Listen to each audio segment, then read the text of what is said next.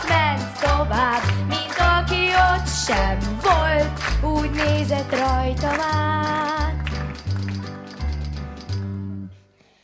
És súroltam kezét, de ön végig sem mért, a páncélja a büszkeség, mely tán az égig ért, s a köpeny, mint uszály, vállán rögtösött, így sétál egy király a semmi nép között, s az oldalán a nő, tán szebb nem is lehet, s a szívem, mint a kő, kemény lett és hideg.